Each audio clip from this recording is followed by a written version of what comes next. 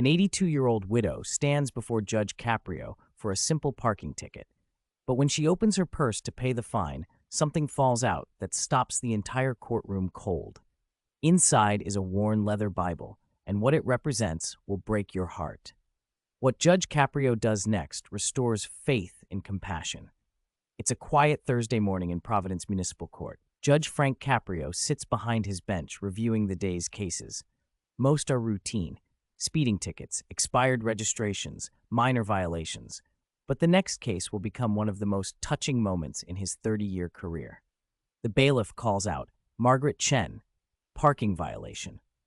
Through the courtroom doors walks a tiny elderly woman, no more than 5 feet tall, moving slowly with a wooden cane. She's wearing a simple floral dress, the kind from another era, and carries a worn leather purse clutched tightly against her chest. Her silver hair is pulled back neatly, and despite her obvious nervousness, she holds herself with quiet dignity. Judge Caprio looks up with his characteristic warmth. "Mrs. Chen, good morning. Please come forward." Margaret approaches the bench, each step careful and deliberate. When she reaches the podium, she has to stand on her toes slightly to see over it. "Mrs. Chen," Judge Caprio begins gently, "you're here regarding a parking ticket issued at Swan Point Cemetery. The citation is for $45. You were parked in a no-parking zone for over 2 hours. Can you tell me what happened?" Margaret's voice is soft, barely above a whisper. "Your Honor, I was visiting my husband's grave. It's what I do every Thursday. I've been doing it for 40 years. Judge Caprio's expression softens immediately. 40 years? Mrs. Chen, your husband passed away 40 years ago. Yes, sir. April 18th, 1984. He died in my arms at Rhode Island Hospital. He was only 52 years old. Heart attack. Her voice cracks slightly, but she continues. Before he died, he made me promise something. The courtroom falls silent. Everyone leans forward slightly, sensing something profound is about to be revealed. What did he promise, Mrs. Chen? Judge Caprio asks, his voice filled with genuine compassion. Margaret reaches into her purse with trembling hands. As she does, something falls out and lands on the floor with a soft thud. The bailiff quickly picks it up. It's a worn, leather-bound Bible, its cover cracked and faded, edges frayed from decades of handling. That was David's Bible, Margaret says, her eyes filling with tears. When he was dying, he held my hand and said, Margaret, I need you to promise me something. Every Thursday, our day, go to my grave and read to me. Read from this Bible. Tell me about your week. Don't let me be alone. So that's what I do, Your Honor. Every single Thursday for 40 years, rain or shine, I sit by his grave and I read to him. Judge Caprio removes his glasses slowly, visibly moved. Several people in the courtroom wipe their eyes. Mrs. Chen, the judge says softly, why were you parked for so long? I read 3 chapters every visit, Your Honor. Then I tell him about my week, about our grandchildren, about the garden, about the neighbors. Sometimes I sing the hymns he loved. I lose track of time. I didn't know I was parked illegally. The parking officer was very kind, but he said rules are rules. Judge Caprio picks up the worn Bible, handling it with reverence. Inside the front cover, written in faded ink, are the words, To my beloved Margaret, in this life and the next, you are my everything. David. The judge takes a deep breath. Mrs. Chen, how do you get to the cemetery? I take 2 buses, Your Honor. It takes 90 minutes each way. I'm on a fixed income, just Social Security, so I can't afford to drive anymore.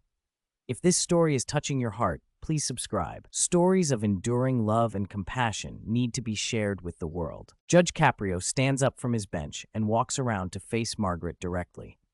Mrs. Chen, I'm dismissing this ticket completely. You will not pay 1 cent. Margaret's eyes widen. Thank you, Your Honor. Thank you so much. I'm not finished, Judge Caprio continues.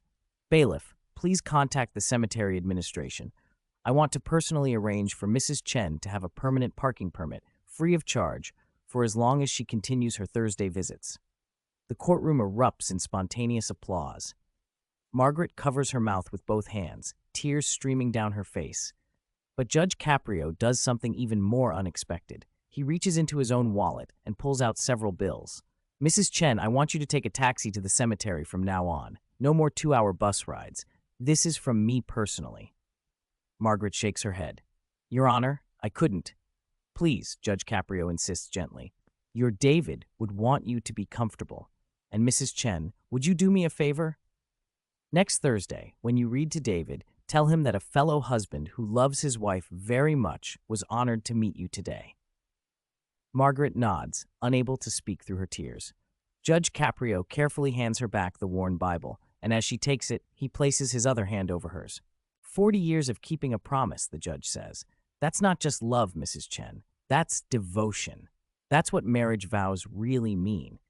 You've honored your husband's memory more beautifully than any monument ever could. As Margaret leaves the courtroom, walking a little taller despite her cane, the entire room remains standing in respectful silence. Judge Caprio watches her go, then looks at the gathered crowd.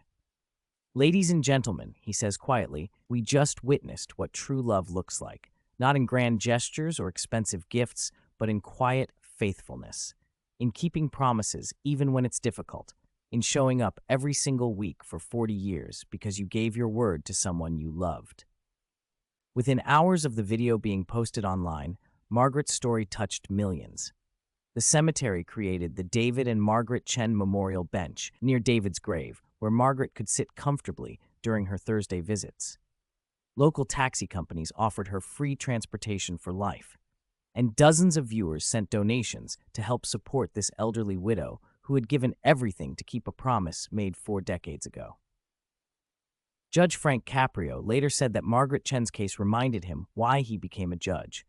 Not to punish, but to recognize human goodness and honor the dignity in every person who walks through his courtroom doors. Some promises are worth keeping forever, and some judges understand that compassion is the highest form of justice.